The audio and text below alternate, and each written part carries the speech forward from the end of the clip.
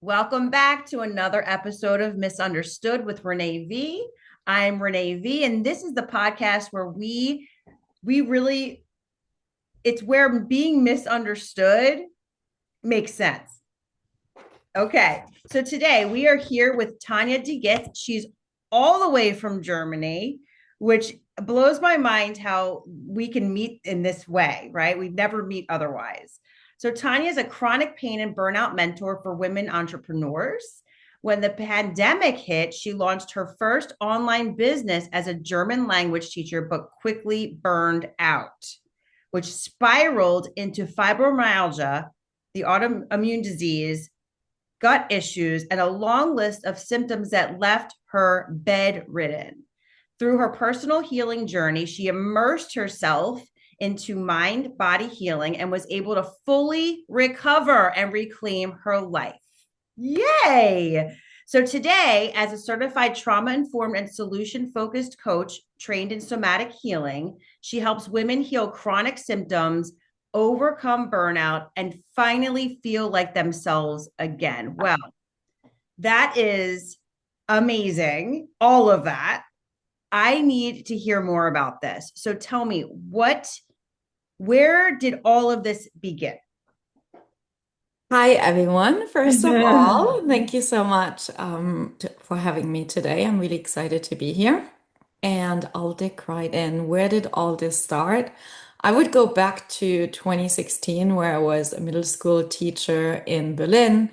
And that was probably the first burnout I had without even realizing that I had one. I had gut issues, I had insomnia, and like so many things. And I did feel very misunderstood there already because quitting in my country where I grew up in Germany, I'm from a 800 people village. Oh, everyone knows everyone. I, yeah, I mean they know people. My mom when she says, "Oh, do you know that one?" and I'm like, "I have no clue. I left when I was 19 and I went to the US, so I have no idea." I've lived in the US before. I've had quite a colorful life. And I always felt misunderstood because I was always swimming against the stream and I usually didn't do what the other people did. And it wasn't on purpose either, but like when I was 16, I already felt really called to go abroad and do things differently. And every time I tried to like do what everybody else did, it did not work out very well. So It wasn't here we are. aligned. It wasn't aligned. And I think that's important for people to hear because being a teenager is the really, kind of like you're really delicate as a teenager, right? Because your body's changing and I'm dealing with my own teenager right now, and just little things that he's going through, it just brings me right back to that time where I felt different as well. And, but you don't feel like you're an adult yet. So, like, you want to make these adult decisions, but it's, sometimes you don't have the resources, sometimes you don't have the support.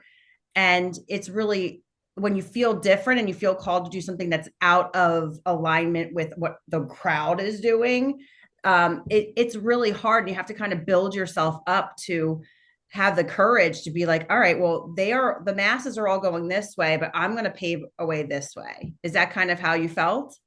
Exactly, yes. I went to a different school than everybody. Like Mm-hmm. it was, and it just now lately made sense when I looked back, and it all got me to where I am today. So I'm really grateful that I always took courage, and it was never with the intention of, oh, I want to be different, or I'm just doing this to be a rebel or something like that. But it was really like from deep within that it just didn't resonate. And when I was in that job in Berlin and worked my ass off Mm-hmm. 60 hours a week and I barely made ends meet. I think I made 1,200 euros and my rent was already almost like 700. And now in Berlin, you can double that, right? So it was really hard. It was like a paid internship kind of thing that you had to do in order to get accredited as a public school teacher, where I already realized before that I don't necessarily want to do that. But I was like, all right, my parents have always supported me going to uni and not even financially, but like, like that support, emotional support as well, with like exams and everything. and paying for my rent as well. Mhm. And I've always worked my ass off also in uni, and it just didn't feel right to not even give it a shot. So I did. And within the first week, I realized that it just wasn't for me at all. But then where do you go with that? Mhm. Because quitting is not something that has a really good reputation. Mhm. But for me, quitting is power. Ooh, mic drop.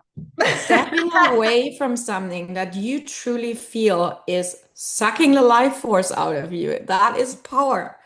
Because I went home on a Friday, and back then I was still drinking alcohol, and I would party all Friday, and on Saturday I would be back at the desk because I had to prepare for the week that was coming up. On Monday, I would go into the school, shoulders back, feeling my best. And it didn't even take 10 minutes. I was already like, I cannot do this. And it was for so many different reasons. And also, we as teachers did not get well prepared either. And I just realized that I didn't give a damn about what I was teaching back then. And funny enough, I was later on teaching online, but it was very different because I worked with experts, I worked with young professionals, I worked with people that wanted to be there. Mhm. And I also brought in a lot of like culture and, all these travel vibes. So it really did resonate to help other people improve their German and also feel better in my own country where I had such a hard time back then. So that was really good. And I had to listen to my body back then because the insomnia, not being able to sleep, not being able to fall asleep, waking up every hour. When I knew I had to teach a certain class, I was high anxiety, super stressed, and I would wake up at 5 a.m., not being able to sleep anymore. And my days were so long, like I don't even know how I coped back then. This So is this is how it started, and I called it a stop. And I was like on sick leave for a couple of weeks, which I've never done in my life before, mhm. and decided that I'm gonna pack my backpack and go abroad. I love And this. and back then, I just started personal development. I started journaling and all these kind of things, and I felt really lost because I left a career behind. I went to uni for 5 years. Mhm. So I didn't even know myself anymore. And it was a really interesting journey because when you travel, you do meet all those different kinds of people that do Mhm. all these different kinds of things. And you also start appreciating what you had in your home country because having warm water is not necessarily a thing when you're in Mexico on the beach. Yeah. You might not need it either, but sometimes you want to wash that hair Yeah. with like warm water, right? Exactly. And this is when you realize, like, ooh, the grass is also not always greener on the other side, right? Like, people struggle everywhere. But that is what led me to exploring coaching and getting help myself. And I think it was with the second coach I worked, I was sitting there and I was like, I could totally do this. Like, this Yeah. is what I want to do. You're doing what I want to do. Tell me how you did it. And but before that, I figured out that like I was teaching German for a language school because it was the pandemic. There were, like the opportunities were limited for in-person stuff, and I was on the other side of the world, and my bank balance was like, all right, I think it would be good to work again. And also, I wanted structure. I wanted to help people. Like that was always at the core of everything I do was I want to cause a positive ripple effect in this world. I want to make a positive impact, and I really want to help people to have an easier life, let's say.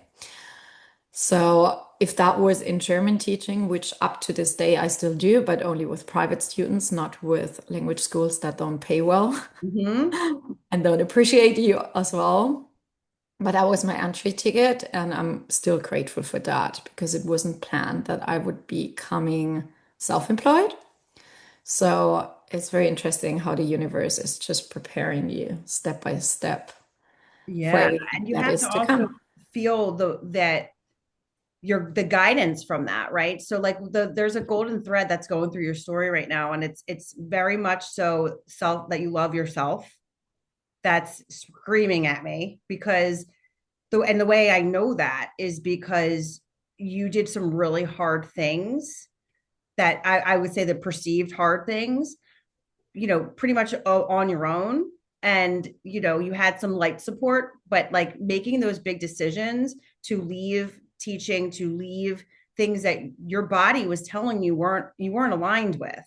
It takes courage, and it takes the fact that you understand who you are and that you love who you are, and you deserve better and you deserve more and you deserve to feel good every day. And I Yes. think that's a misconception oftentimes, especially with teachers. Like, let's just talk about teachers alone, never mind everyone else in the world. Teachers alone, if they're not loving what they're doing, they oftentimes stick with it anyway because like you said, it's frowned upon to quit. Frowned upon. Mhm. I did it myself as well. So like I didn't feel anybody like making fun of me or telling me like I'm crazy or anything like that. I'm sure they did behind my back, and that's totally fine. But I was following myself and what I was feeling. And, what people don't realize is that if educators aren't feeling good, they're with our kids all day long. So we should be lifting them up. They should be making more money than, doctors even sometimes. And they're not being treated in the way they should be treated, considering that they are in on the forefront with children all day long. I wouldn't want my Exactly. kids with someone that hated their job.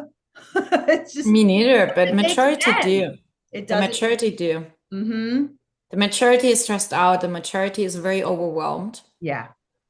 because they're not just a teacher, they're a psychologist, they're a cleaner, they have just they're graphic designer. They're just okay with artificial intelligence, it might be a little bit easier, but there's just so many things that we're doing. And what I figured out is it wasn't the teaching itself that I didn't like. It was the environment, and it was also, well, the subject wasn't like, I wasn't sitting there in my free time reading German poesy. Yeah. Whereas now I do read personal development book in Yeah. my free time. That is your passion, the things that you do when nobody is looking, when nobody is paying attention, that is lighting you up. Like pay attention where you go in a bookstore. I go straight to the personal development Yeah. section. Mm-hmm. So it was really clear and Yeah. it was always within me. I just didn't even know that that was something that you could be doing. And I think that's important for people to know is that when people leave teaching, it's not that they don't necessarily love teaching, but there's so many walls and parameters and red tape that you like your creative side. It's hard for your creative side to express itself in that kind of Yes. environment. And I always say that too. Like I loved my job, but I didn't love how I was feeling about the environment that I was in, even though it was a fine environment. It was beautiful, but there was something about the rules Yeah. that I I was starting to get really angry about. Like, why do I have to stay here till this time if I'm done at this time? Like the contract, the rules, the invisible jail that is it just wasn't aligning with me anymore. So I totally get what you're saying. Like, I love teaching. I will teach all day until I'm dead. But for me to be able to be creative and to be able to weave my Renee-ness into things was really important to me. So I'm Exactly. with you. Like it's not lack of love for what you're doing, it's where you're doing it. Exactly. And when you are acting against what your body is showing you Mhm. and your body isn't feeling good, then that makes you sick. Like burnout is just a step towards chronic illness. Like a lot of people out there do not know that. Sometimes people think they got chronic illness, but there were signs before all that happened. So tell me a little bit more about that. So, in I think it was 2021, I started having low back pain, like literally from one day to another. I think I did a yoga pose, downward dog, Mhm. exactly, with a friend on camera because it was still pandemic times. And I had shooting pain. And from that day, I was somebody that identified with being in chronic pain, which I then later realized that that identity is not one that's serving me to hold on. And Mhm. it also doesn't mean that it's never going to go away. But like for at least a whole year, that was my reality. And I was just chasing Western medicine to give me answers, to give me relief. I was outsourcing my power. I was not taking responsibility. I didn't even know how to. Like, Yeah. if you're faced with a situation you've never experienced, and everybody around you, like my dad has chronic symptoms, my mother has chronic symptoms, my sister, even my niece, everybody in my family, and I'm the only one, the black sheep of the family, who has Hey, healed. we are not black sheep. We are rainbow glitter sheep. Right. That is how, the society would But phrase it, not I'm necessarily. saying you were gonna because I had to reframe that Yeah. because people were that sounds bad. That sounds bad. I'm like, you know what? It Yeah, doesn't it sound does. bad. It's not, and it's not bad. And I want to make it's beautiful, is what it The is. unicorn. Yes, exactly. Exactly. So yeah, I was the unicorn, and I back then tried to build my life coaching business, and I did have a client here and there, and I was helping them with confidence and figuring out their purpose because that is what I was mastered, right? So I was definitely a couple of steps ahead of my ideal client, and that worked semi well because I didn't. They had results. I was still being the best coach I could possibly be, but I couldn't put free resources out there. I couldn't give it my all because like I was living between my laptop and my bed. Oh So my it gosh. was still really bad. I quit the language school because one of the root causes of what I was experiencing with back pain and hip pain was that I was overworking. Yeah. So we're seeing a pattern here Mm-hmm. again, Mm-hmm. and a lack of boundaries and things like that as well, right? Like waking Yes. up, replying to client messages and emails right away, scrolling on my phone, like that just puts your head straight into stress mode Mm-hmm. if that happens on a daily basis all the time. Yeah. And if you aren't having other things in place later on the day, like self-care practices or Mhm. stabilizing your nervous system and things like that. So life was pretty hard, and the chiropractor could not help me either. Even I went there, like a really amazing student, type A personality, did what I said I got told to do. I did so many stretching exercises a day. I was building muscle in the gym. It all didn't help. I Oh, changed my diet. Nothing did it. I went vegetarian, vegan. You call it, I probably did it. And it was just increasingly frustrated. And there was this one business coach that I'm still very grateful for. She's not a business coach anymore. But she said, because I said, I can't sign up for your program because I'm not going to have the energy to do it. Because, like, I'm still struggling Mhm. with my health. I need to figure that out first. And she guided me to somebody that I'm still grateful for. She's not doing online sessions anymore. I think none of the coaches I worked with are still coaching, which is also interesting. And but it was the door that I needed to step through, and I learned to slow down. I learned to stabilize and recognize my nervous system, like getting to know it and befriend it instead of working against it. Mhm. Because a dog, if it is experiencing some form of attack, for example, from another dog or something, afterwards it usually shakes, right? I'm not a dog expert, but like, No, they I know what you're shake, they saying. let it Yeah. out. Mm-hmm. But when we experience a boss or somebody down talk to us and not treating us right, we don't go off and shake, usually. Right. So we feel the emotion behind it? I do. I close my eyes and I allow it to be there. And I learned how to, because sadness and tears and crying was always very easy to me. So that was not the emotion that I had suppressed necessarily. Right. But it was anger after underneath of all that. And because everybody kept saying I needed to go to the gym to build muscle, what I did, I was angry. I went to the gym. I got out. I felt better. But the Mhm. anger just got suppressed. I didn't feel it before I went to the gym. There's nothing wrong about going to the gym, but if it is a coping mechanism, then we need to pay attention Mhm. to what is behind that. So it was a lot of inner work. I Yes. did a whole course, and so many different changes, but there's three things that I want to tell the listeners that are really important. And it is to feel your suppressed emotions. And I use writing therapy for that. I write down what happened and then I let everything out. I write, I feel sad, I feel angry, that motherfucker, I'm swearing, I'm throwing the tantrum, I'm doing it Yep. all. And I didn't have those resources when I was in that shitty job in Berlin. Yeah. So if I would have had those resources, probably I would have had a smoother exit. Yes. But Or you might have stayed.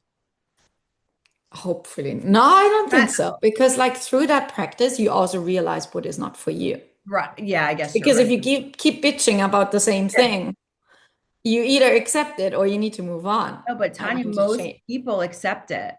I know. And I know. that's what blows my mind, is that we are here to create and we were put here to live to live our best lives. And the majority of people are not. No. Why are they not? I think a big part is fear, No, oh yes.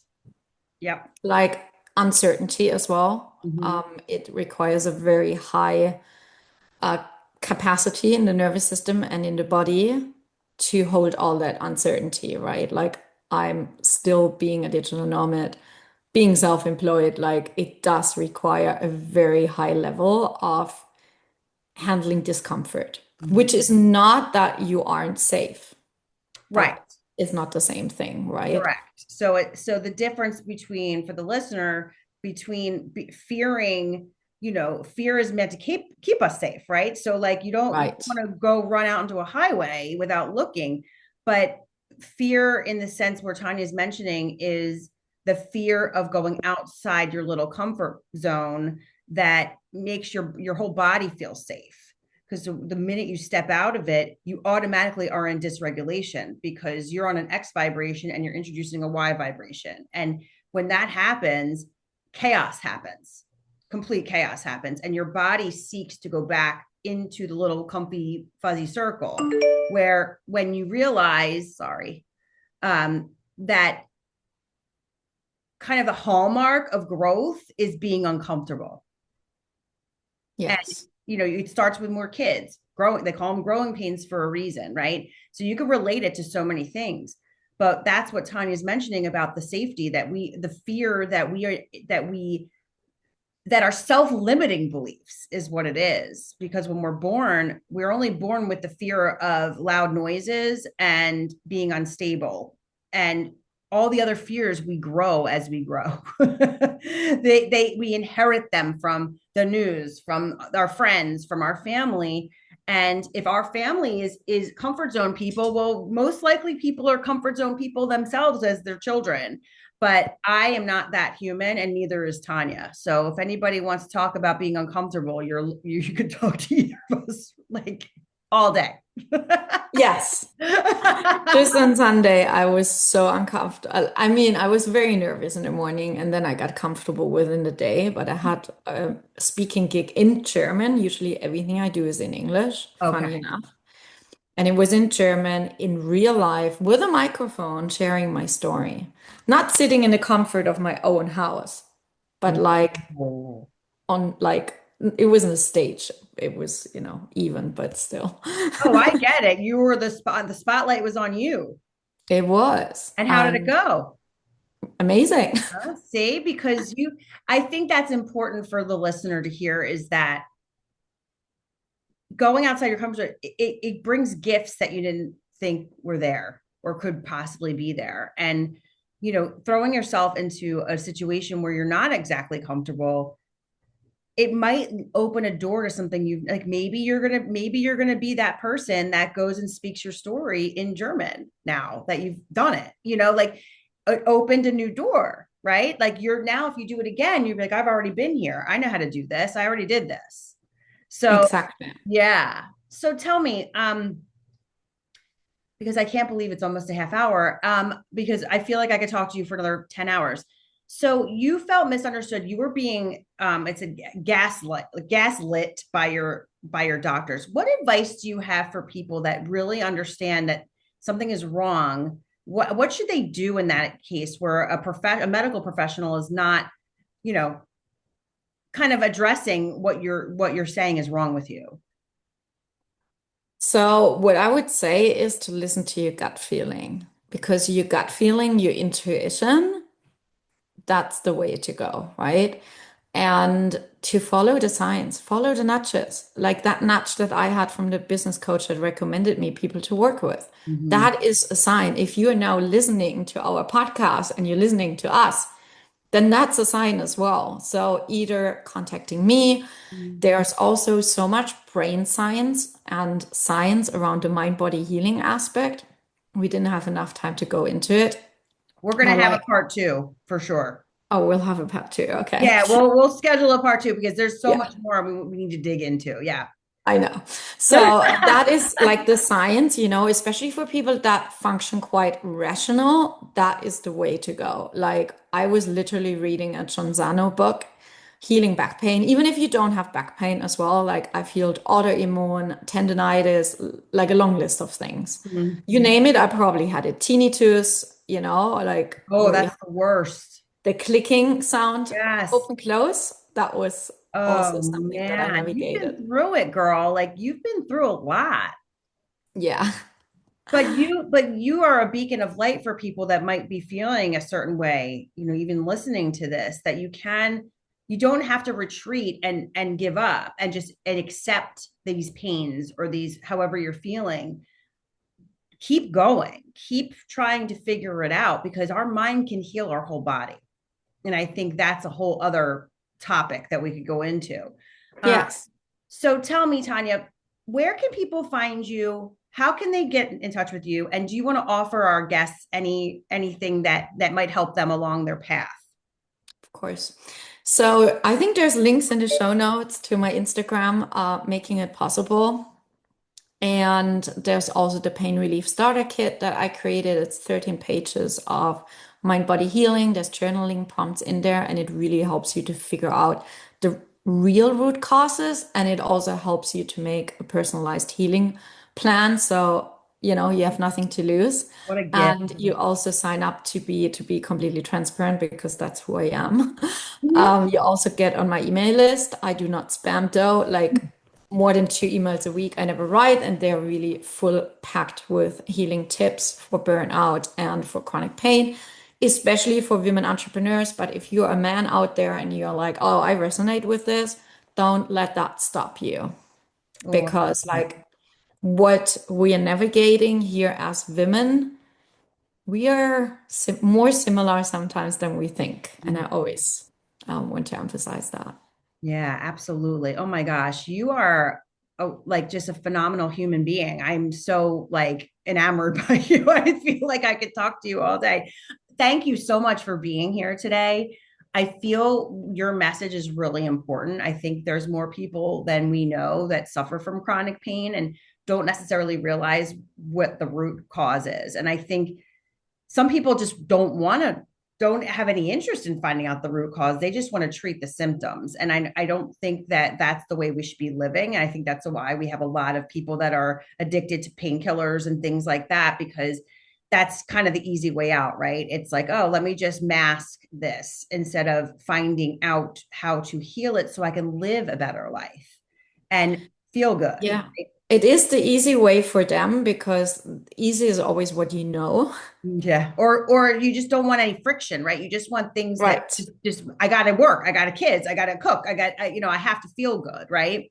And it can still fit in all that. Like that's the joy of it. It can be done in under 30 minutes a day. And it's so much Ooh. more effective than that pill that your doctor's gonna prescribe you. Wow. So that is something that is amazing what you just said because and very powerful. And I think the listener out there who is really gravitating towards this conversation we're having, please use Tanya's wisdom and guidance. She's been through it. It's like personal and it's also professional for her at this point. So, it's important that that we all as humans, especially with all the grossness that's happening in the world right now, that we take care of ourselves. And it's for ourselves, it's for our family, it's for our friends, it's to be the best version of us we can be. And I think, starting with something that, an offer from Tanja is so, it's such a gift. It's such a gift. Like, we're giving this gift to you. So please use it. Please use Tanja's knowledge and her wisdom. Please reach out to her and let her know what you're going through, and she's going to have an open ear and an open heart for you. I'm certainly going to contact her when, if and when I have something going on with my body that I feel like is out of, and I feel out of whack. So thank you so much for being here. We are going to do it to part two for those who are listening, because I think we just touched the surface of what really we want to get across to you. So please, please, please, Tanja, tell us one thing in 60 seconds. If you could teach something to the world, what would it be? The first thing that came to my mind is don't ever give up. I love it. Don't ever give up. It's like not even 60 seconds. That's all you need to know. No matter what, don't ever give up, right? Because we don't lose, we learn, right? We don't, we can lose, we can feel like we're losing something, but always when you connect the dots looking backwards, like Tanja said for her life, you certainly can see the pattern and how the universe puts you in certain places and certain times in order to become who you are today. And I really admire you. I think you are awesome. And I love that we are so far apart from each other right now, like physically, but I'm right with you mentally. Yeah, it's amazing. Yeah, I Thank you love so it. much. I love it. It's like connection through a screen, which it just blows my mind how it happens. But yeah, so everybody, please follow Tanja. Tanja, where can they find you on socials? Tanja Degitz on Facebook, on Instagram, I'm making it possible. Ooh, see, I love it. Oh, even like your name is just so, it draws me in. But so thank you for being here. Follow, follow, follow. Thank you for listening. And from Misunderstood, you can only understand others when you understand yourself. And please, if you are feeling called to reach out to me to be on here, please reach out. I want to hear your story. Thank you, Tanja, again. And to the listener, please have a great day, and we're going to see you next time.